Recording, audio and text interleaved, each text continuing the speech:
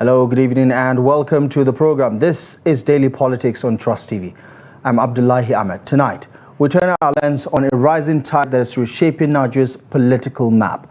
A wave of high-profile defections shaking the foundations of opposition parties and raising urgent questions about the state of our democracy. While rival parties struggle to forge a united front, bogged down by clashes of ambition, the ruling APC is tightening its grip, pulling in even more bigwigs from the opposition, including sitting governors. With the road to 2027 already heating up, fears are mounting. Is Nigeria drifting towards a one-party state?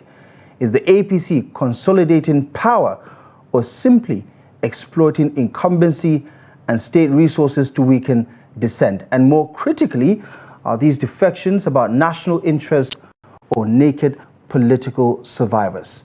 In the first segment of two different conversations tonight, we speak to the Nasarawa State Governor, Abdullahi Sule, on his thoughts about this and many other developments in the polity.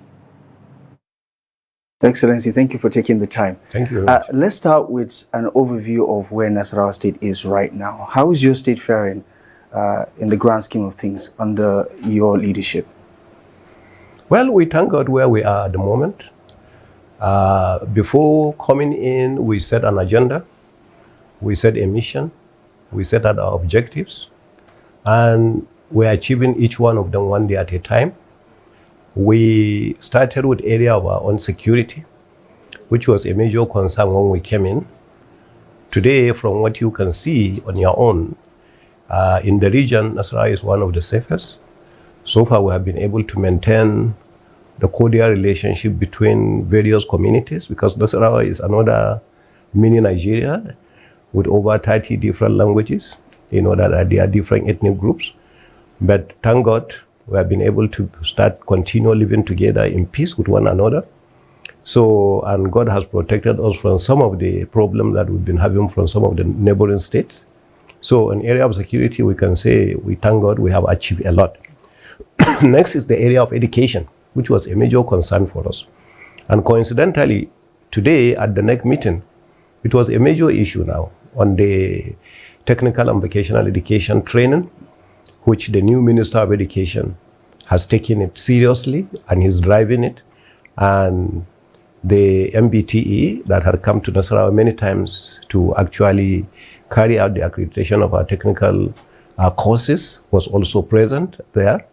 So as a result of that, we believe we have achieved a lot, because it's something we started since 2019, and federal government has taken it seriously at this moment. So we are learning from each other. In the area actually of agriculture, we have gone far to the point where we are being set as an example, for other states. We have already, apart from assisting various kinds of farmers, we've been able to get to the point of developing our own farm owned by the state government, which is about 10,000 hectares of land. We have carried out our first harvest. We're in the process of planting for our second season right now. In the area of development, we have opened up most of the rural areas in the state. When we came in, there are a lot of agricultural rural areas that had no roads leading to some of those people. A good example will be an agricultural hub, such called Falunrua. There was absolutely no road to go to Falunrua because the road was extremely bad. As a result of that, it was difficult to even get to the dam. And it also happens to be a place with three different prospects. Number one, prospects to actually generate hydropower, which the first administration of Abdullahi Adamu actually started, to generate about 20 megawatts of power, but it was dead on arrival because no road to the area and so many challenges. So apart from that, it's also an opportunity, for tourism in that same area, because it's the site of the waterfalls, and it's also the area where we have a wildlife, which again the federal government has taken over. So we open up that area by constructing the road. Constructed the roads to so many other areas, such as Gudi tomorrow that we did, Nunku to Ajaga, all the way to Renze, which we did. We did the road actually leading from Adudu to Azara. We carried, so I'm talking of this, these are the rural areas, not development in the urban areas. To Umasha, that were also the roads that we needed to do. Mararaba, Mararaba Udege, all the way to Udege, and now inside Loko, and so many of them. So all that we did in order to open the agricultural areas and the mining areas. We did so much in the area of empowerment of youth and women. And then when it comes to urban development, it's just for whoever is in Nasarawa to see. We are bringing up the state capital to what a state capital should look like. We are developing the 2 senatorial headquarters, also Akwanga and Kefi, to the point where they are. We have reduced the losses of our traders by building reputable markets for them instead of having markets that there had been fire incidents every now and then. So so in a nutshell, I can tell you, we thank God where we are as a state. And there's a lot of talk about how there's a great imbalance whenever an economy is being opened up. At federal level, we've seen the criticism of some of the reforms that have been undertaken. Talk to us about how you're trying to balance opening up the economy of the state, whether in agriculture or in mining, so that it doesn't appear that Nasarawa state is just opening up for the private sector to benefit, but there's something in return for the people of the state. In most cases, what we do as far as Nasarawa state is concerned is to have local participation. So that if the locals are participating, and I'll give you a very good example of one. There is an area in Nasarawa local government where there is a huge discovery of lithium. So there is a company that is building a very big factory in that area.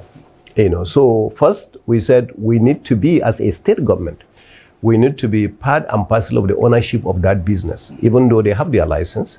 But they agreed for us actually to also own 30% of the business. Now, the first signature bonus we received from them, we shared it. The state government will take another 66%, and the local community will be given 33% of the money. So that is on one hand. But that doesn't excite me as much as the human capital development of the people. So what we did is we have agreed with the company that since you are going to employ people from this area, you have to take them to another similar company, and train them. So they had given us the approval to go ahead and take 50 people, and they're starting with 30, and then from the 30, they will go to another 20 before they go to the next 50, making a total of 100. So they were taking 50 people and 50 people. But instead of taking the first 50, they are doing it in 3 stages, 30, 20, and 50 to make it 100. So we have already selected the first 30 people who are going to go for training in that area. They are also given scholarships. A lot of them that were already there and they are existing, they are given scholarship, they are building schools, they are doing corporate social responsibility in the area. I went to Udege and commissioned a clinic. I went to also around the area and commissioned a school. And these are the kinds of things that they are doing. And the reason why I go to do that myself is to ensure that some of these things that they say they will do, they are doing them. So, and they are assisting in the area of security as well. But the biggest of them all is protection of the environment. Because one thing that I know is a company can just go and carry out its mining operation. 20 years they leave, there will be a lot of ecological issues in that area. So as a result of that, we go into agreement with them as far as what we call the EIA, the environmental impact analysis of what they have, so that we go from there. And how does your approach compare to what's happening elsewhere across the North Central? Because the mineral deposits in North Central are quite significant, and there's a lot of interest there, which has also been linked to some of the insecurity that is springing up in the region. Usually and naturally, and I'm telling you from experience, worldwide, anywhere you have mining activity, you will have a little bit of insecurity in that particular place. The reason is because of interest.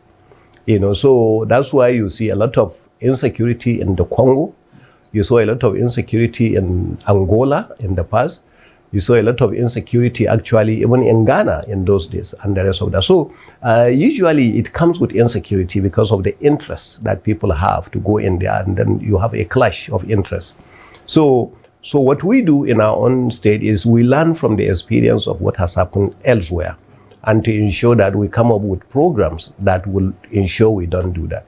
So it's very difficult to speak about other states where I'm not a player there. So, but we compare notes, with so many other states, and say part of the reasons why we are having this harmony and then having this understanding is that not that there is no problem whatsoever in Nasarawa. Even from time to time, you come across some other people, that are going to say, no, it is our own area. No, it is ours. Oh, that, I come across that a lot. But that is, we try to find a way, to resolve it without actually breaking down into a total disaster that we see in some places. Your Excellency, you recently boasted about the agricultural ranking of Nasarawa State as a top five performer in the country. Talk to us about what's happening in that sector and the issue around sustainability, because we've seen that type of stimulus come in and then fizzle out after the lifespan of an administration. Well, that one I can defend, as far as the lifetime of administration. But one thing we try to do is to say that whatever is working good for us in the state, we want to be able to sustain it. And I came up with that policy to say that, okay, you know what, I came in and I'm not going to do any new project of mine. I want to complete all the projects that the others have, so that at least I can set an example. So when I talk to people to say that I want you to do that, it is not like I'm telling you to do what I have not done. So we started with that by setting that foundation, and we are hoping that whoever comes will sustain that kind of attitude, because the issue is that once we have a very good program going in there, it is better for whoever is coming instead to build on top of it, not to completely dismantle it and start all over where it will take you, because startup takes time. So building is not easy. It takes time to build. Destruction is the easiest one that you can do. So coming in to say that I don't want this program, I destroy it. No, you don't do that. Instead, and we had a similar discussion today, lengthy discussion today on the issue of livestock, at the next meeting. Because, Nigeria started the NLTP, and Nasarawa State was the example. It was launched in Nasarawa State. But then we now have a program where we are having the livestock a project, which is a little bit different from NLTP, because NLTP was a joint relationship between the Federal Ministry of Agriculture, Office of the Vice President, and the Netherlands government. But now the Federal Ministry of Agriculture is developing a brand new program on livestock, which is actually being driven by Professor Jega, launched by Mr. President Ahmed tinubu, GCFR. So those are the kinds of things that you see. So we've been telling them that, okay, let's not throw away the baby and the bathwater. Let us find out what can be used from NLTP and apply it. So it's the same thing that I believe is going to be done, because we are going at a high speed now, and we believe and we are carrying everybody along. So whoever wants to know what we are doing in Nasarawa State, we display it. This is what we are doing. We are very transparent on that. We are not hiding it. Even the opposition, they want to know, come on, know it, because who knows who's going to be the governor tomorrow, so that you can carry it from there and be able to build on it for the good people of the state. Last year, Your Excellency, you charged Nigerians to hold their governors accountable because of the huge increase in allocation, courtesy of the subsidy removal. Talk to us about how you're dealing with the socio-economic fallout of the economic atmosphere, because as you can tell, Nigerians are still groaning from the impact of that today on the cost of living, for instance. What are some of the interventions that your administration has put in place to assuage and, of course, lower the temperature on your citizens? Okay, we had several interventions, actually. To mention about just palliatives. Palliatives, I think, is something that people just take it today, tomorrow it's gone, it's finished. So most of our own interventions, we do the palliatives because it's the immediate one that people want to see. But I was telling you, we do the education so that people will be more independent. And in most cases, we do it almost free. We give starter packs, so after education, to go and start a business. Some of these things we are doing because of the improved revenue. When we didn't have the revenue, we couldn't do them. We also look at the other areas of all these construction. We open up areas for agriculture. When we do that, we are not borrowing money. We are using the improved resources that we have to fund all these projects that we are talking about in all these areas. And again, we are very transparent about it. We reduce the hardships. I told you about the market, for instance. The market in Kefi, the market in Nasarawa got burnt twice, to the best of my knowledge. The market in Kefi burnt over 5 times, to the best of my knowledge. Every time it got burnt, people actually lost all their income. There are some people, that I knew, that had some serious problems. Immediately they lost everything and they didn't have anywhere to go. So by us coming back to ensure that we are reducing those kind of risk, they no longer exist. When people have something, they are more guaranteed that they will go in there. Not that there won't be accidents, but the way we're constructing some of these markets and the terminals and so that even if, God forbid, there is an accident, it's not an accident that is going to wipe out everywhere the way it used to happen. So that also is a way of some kind of sustainability, so that somebody is not going to lose everything he has. Yeah. So those are the kinds of, so we do in education, we provide a lot of funding when it comes to agriculture. We just finished the rice from our farm. Most of it we actually give free back to the people, not just to eat, but also to go and replant so that they also do their farms. We bought tractors. We send them to everywhere so people can improve on their area of generation in that. We invite the houses to be built. For the civil servants, the houses that they never thought they will have, we sold it to them and we ask them to pay at a distance. We invite some of the retirees, that had been there. Some of them died and they couldn't even receive their gratuity. We have now paid gratuity for over 15 years, backlog from 1996 all the way to 2012. We have paid everything off, and things like that. So that's what we keep going. So there are several kinds of interventions that we are doing in order to reduce the hardship, that is bringing. So yes, the removal of subsidy has created hardship, but it has also solved so many other problems. It reduced all the huge corruption that was in the oil and gas sector, and then it has brought money into the hands, of government in order to go and work for the people, So, and both the federal government and the states, most of these huge projects that the federal government is doing also is doing because of improved revenue, that they have. So those are the kind of things that you see. Nigerian politics is usually considered a zero-sum game. You've always said you're not the typical Nigerian politician. Your re-election was a keenly contested one. Talk to me about your stewardship and how politically you're trying to carry along, including people who, went against your re-election in 2023, for instance. How inclusive would you describe your administration in Nasarawa? For us, after the election and I was sworn in, we were given appointments even for people from the opposite party. In these last appointments that we are doing, you will see that we have appointed people from the opposition party of SDP. We appointed people from opposition party of the Zenith Labour Party. We appointed people from the PDP, and the rest of that. Somebody may argue and say, all right, it's PDP appointed him, similar to Wike, for instance. So somebody in PDP may say, oh, Wike is no longer in PDP because it's now working for this. So that's the kind of inclusiveness we have. So we appointed people from the opposition party, and so far they have not left their party to join our party, but we appointed them. So those are and we know there are some people even within our party that had worked against us. We had forgiven them and carried everybody to move on because the fight is over. God has already given us the victory.